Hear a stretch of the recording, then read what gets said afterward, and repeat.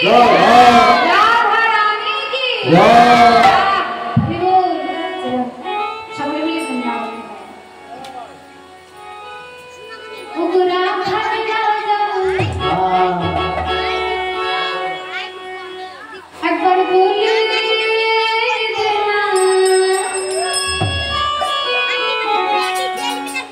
বল কোথায়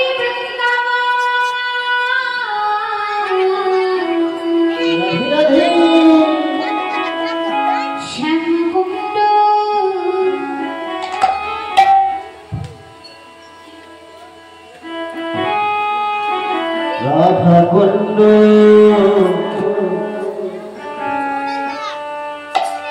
গিরি গোবর্ধন সকলে মিলে করতালি সেবা দিয়ে কিন্তু ঠিক আছে গরমে হয়ে লাগছে আজকে একটুখানি করতালি দিই ঠিক আছে তো ও গোদা খালি রাজা বলিতে না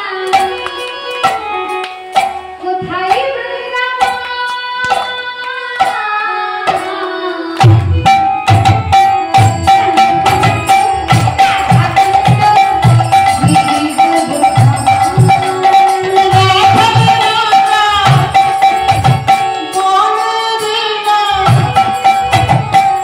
কোথায় বৃন্দাবন স্বামী কন্যা রাধা কন্যা গিরি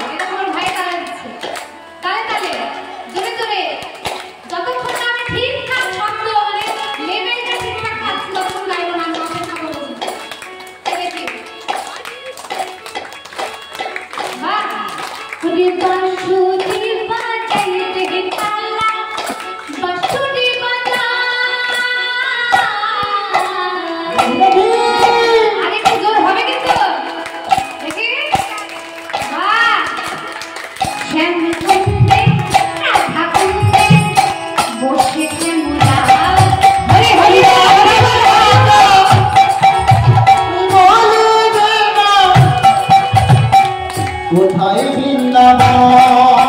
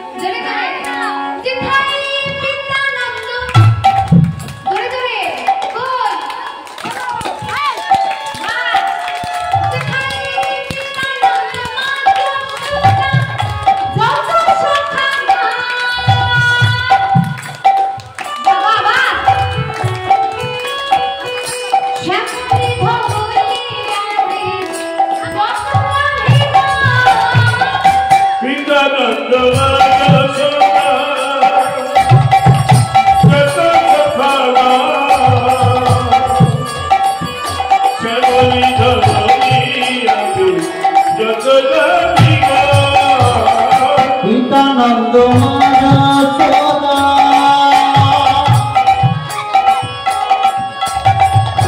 যত মহিমা যেমন ভাবনি যত সদা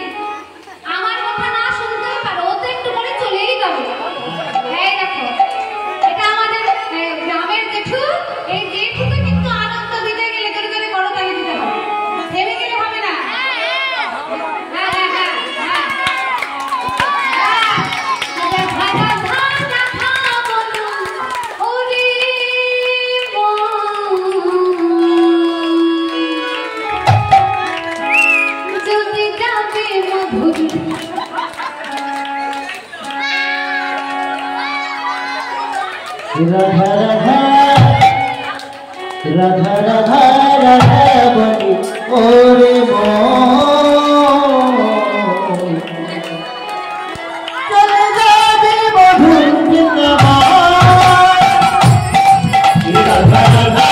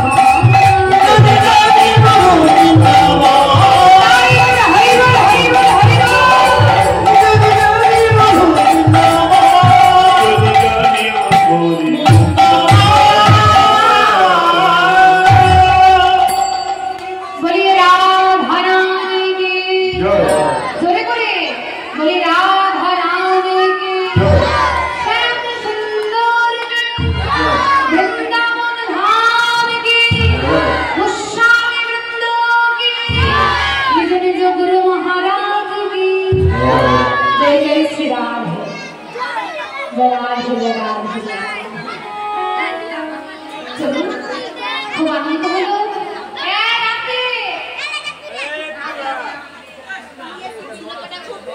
हरे खूब चलो खाना हरे कृष्ण तो चलो वृंदावन एसे पहुंचেছি आस्वादन করব আমার রাধা গোবিন্দের কি লীলা দেখি কার কেমন মনে আছে কি লীলা কোন লীলা আস্বাদন করছি করতালি দিতে গিয়ে সব বেরিয়ে গেছে না কি ব্যাপার গান ঠিক চলো আস্বাদন করবো আমার রাধা গোবিন্দ কেমন করে গান করেছে দেখো প্রভাত কালে মধ্যে অনেক আনন্দ হয়েছে এবার কি নাই মনে প্রভাত কালে কানাই আমার যা পিতৃধন নবলক্ষ ধেনু নিয়ে গোচারণে এসেছেন সকালেতে আর গাভীগণকে দূর গহনগণে হাঁকিয়ে দিয়ে সখাদের সাথে বিনোদ খেলায় মাত্র আর বিনোদ খেলা খেলতে খেলতে গোবিন্দমার তার প্রাণ সখা মরক সখা সুমল বদন দর্শন করল মানে খেলা করছে আর খেলতে খেলতে তার একটা বন্ধুর মুখ যেই না দেখল তার আর খেলা ভালো লাগছে যেই খেলা ভালো লাগছে না অমনি কানাই কি করেছে খেলায় বিশ্রাম দিয়ে মানে সকলে খেলছে নিজে খেলা থেকে বেরিয়ে চলে গেছে কারণ খেলতে ভালো লাগছে না সেই তার খেলতে ভালো লাগছে না সেই সবাই দর্শন করছে আমাদের খেলার মধ্যে আমার কানাই নেই দূরে তাকিয়ে দেখে ও দূরে একটা বৃক্ষের নিচে আমার প্রাণ সখা কানাই ওই বদনখানা মলিন করে মানে মনটা খারাপ হয়ে গেছে মন খারাপ করে মুখটা কালো করে অধোমাদনে এইরকম করে গাছের নিচে দাঁড়িয়ে রয়েছে সুবল ছুটতে ছুটতে গিয়ে বলে কানাই ওরে ও কানাই ভাই কানাই আরে বেশ তো আমাদের সাথে খেলছিলি খেলা বন্ধ করে দিলি কেন খেলা বন্ধ করে দিলি কেন গোবিন্দ বলে সুবল খেলতে খেলতে যেই না তোর বদন দর্শন করলাম অমনি আমার সে প্রেমময় রাধার কথা মনে পড়ে গেছে রাধার কাছে দর্শন করো আজ খেলা রসে ছিল কানাই সুমলের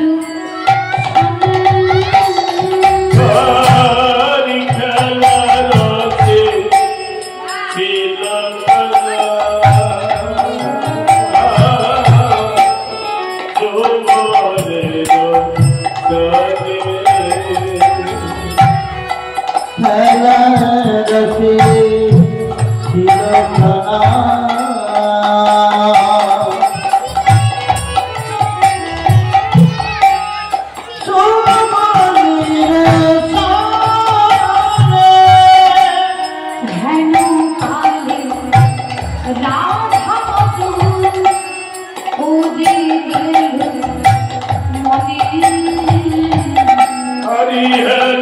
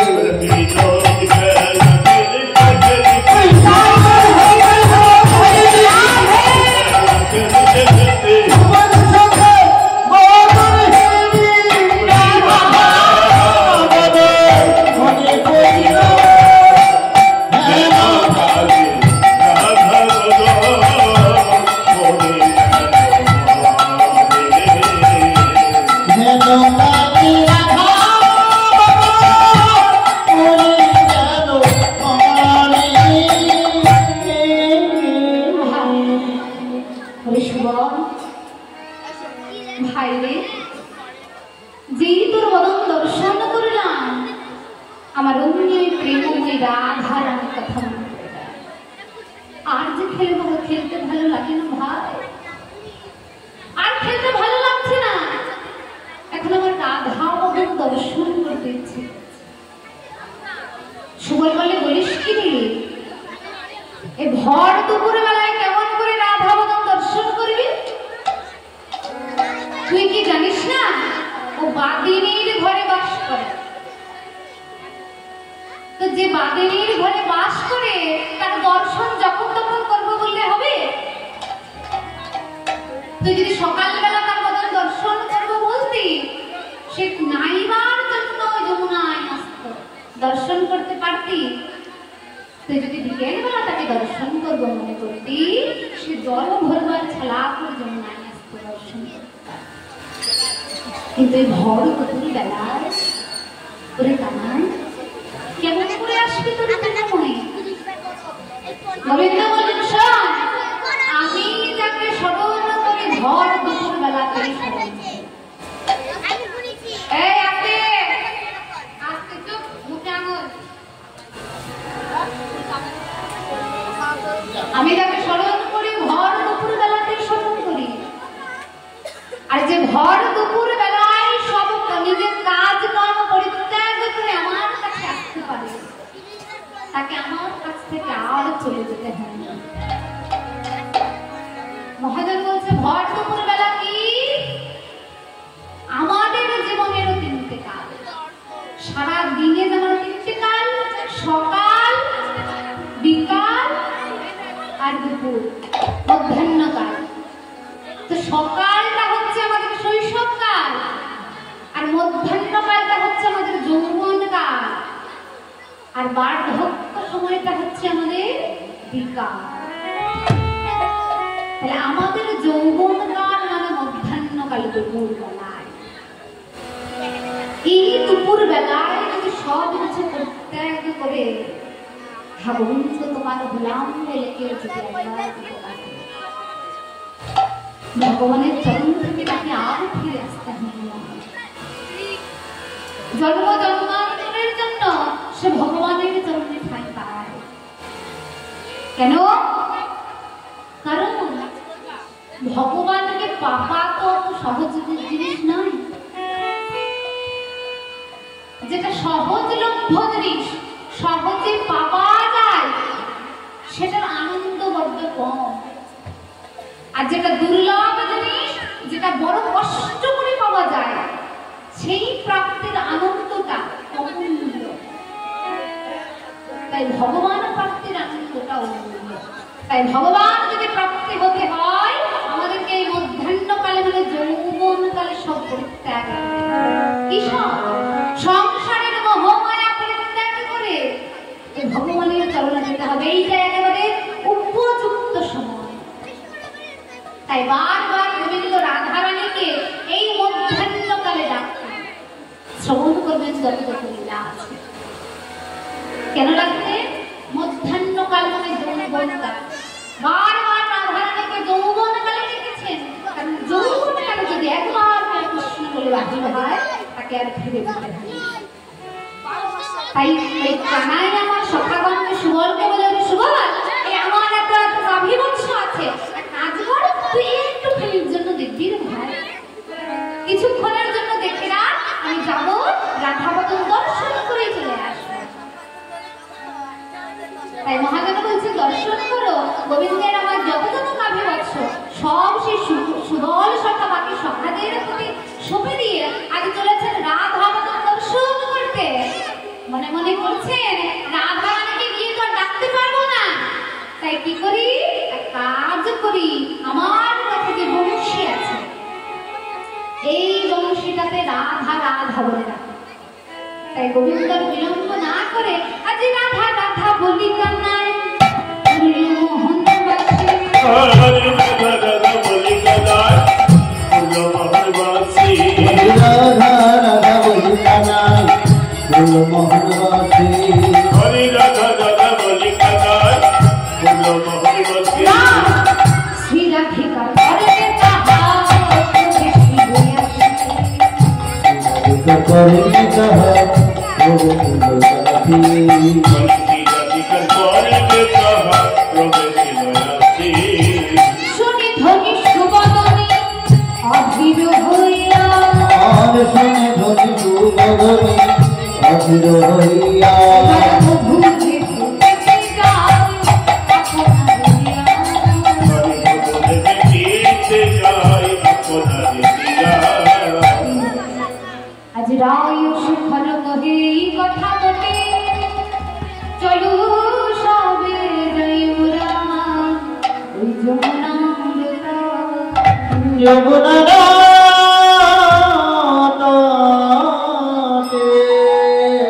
ওই ত্রিভুবন পাগল করা বংশীর সকলের সাথে সাথে রাধারানীর কর্ণে এসে প্রবেশ করেছে যেই রাধারানীর কর্ণে প্রবেশ করেছে রাধারানী একেবারে নীরব হয়ে গেছে একেবারে চুপচাপ একটাও কথা বলছে না একেবারে গম্ভীর মনে চুপ করে সেই বংশের ধরে শুনছে কেন চুপচাপ শুনছে আর নয়ন থেকে টপ টপ করে জল পড়ে পড়ছে কৃষ্ণ প্রেম একেবারে প্রজ্ঞান একেবারে গাঢ় একেবারে শীর্ষে শ্রেষ্ঠ জায়গায় গিয়ে পৌঁছেছে যদি প্রেম একেবারে সব থেকে উচ্চতর জায়গায় গিয়ে পৌঁছায় এইটাই তার লক্ষণ। ভালো করে শুনে রাখুন, এইটাই লক্ষণ। মুখ দিয়ে কোনো কথা বেরোয় না। সেই মান্নাদের খুব বিখ্যাত একটা গান আছে,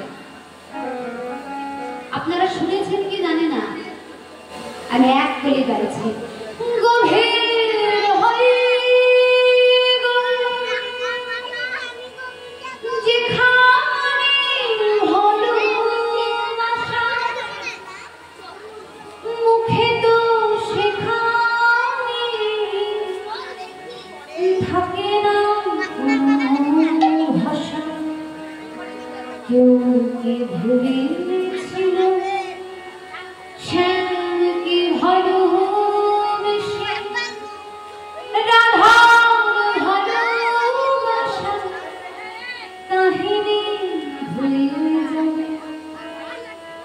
হৃদয়ে লেখো না সে নাম রয়ে যাবে।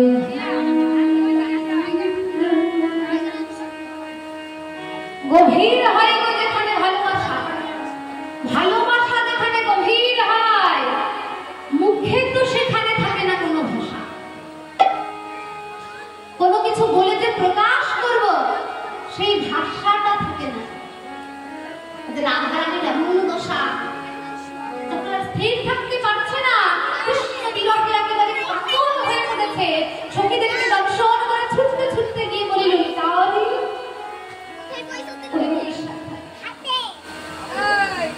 দর্শন করার আমার অধিকার আমার নাম। রাধা রাধা বলে দর্শন ধ্যান করে। সখী এখন কি কেমন করে যাবো? ঘরে আমার রয়েছে শাশুড়ি নন্দিনী, যারা কৃষ্ণ প্রেমের বাদী। ললিতা, ওরা তো নিজেও একবার কৃষ্ণ নামে করে না, আবার আমি যে একবার কৃষ্ণ নাম করব তাও আমায় করতে দেয় না। বিশাখায় বলো, এই না সারা বৃন্দাবন ওই গোবিন্দ আমায় যে ঘরে বন্ধু করে পাঠাইল, সে ঘরে আমার কৃষ্ণ কথা বলা মানা, কৃষ্ণ কথা বলা মানা। একবার যে নয়ন চলে বক্ষ সে শুধু তো বিশাখা বলবো এই না সারা বৃন্দাবন মাঝে আমার মতোই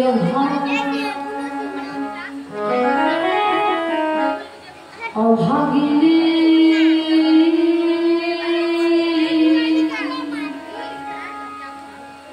আর কিবা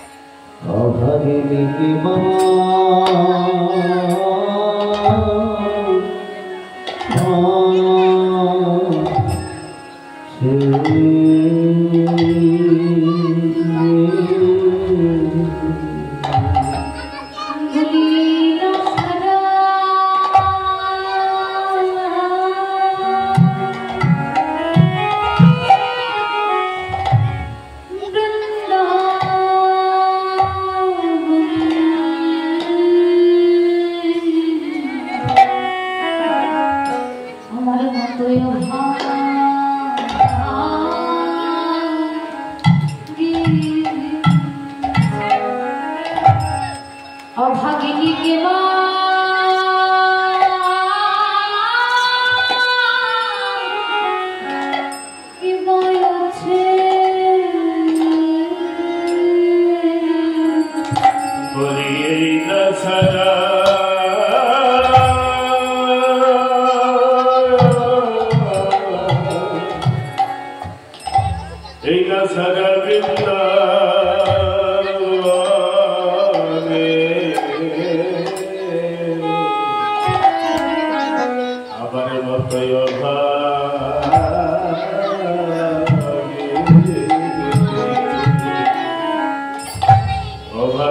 কে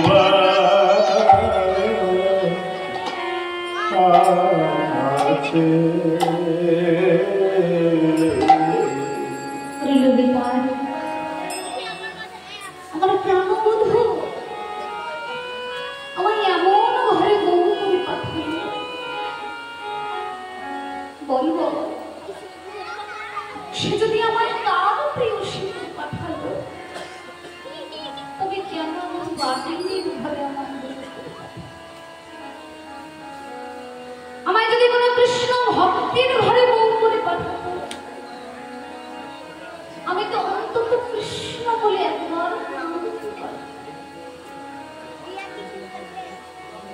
কিন্তু আমার শাশুড়ি না